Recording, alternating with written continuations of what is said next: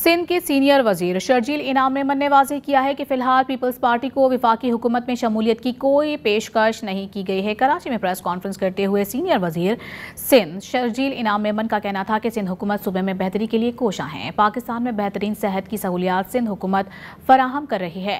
लोग मुल्क भर से इलाज करवाने के लिए सिंध आ रहे हैं। शर्जील मेमन ने कहा है कि पाकिस्तान की फोर्सेस दुश्मन को हर महाज पर नुकसान पहुंचा रही है।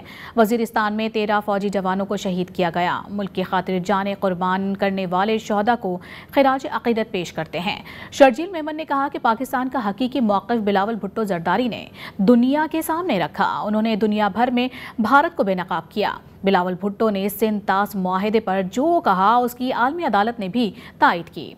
आलमी अदालत के फैसले का क्रेडिट बिलावल भुट्टो को जाता है। शर्जील मेमन का कहना था कि सिंध के बजट में ग्रेड 1 से 16 तक के मुलाजमिन की तनख्वाहों में 12% और ग्रेड 16 से ऊपर के मुलाजमिन की तनख्वाहों में 10% इजाफा किया गया है। बजट में रिटायर्ड मुलाजमिन की पेंशन में भी इजाफा किया गया।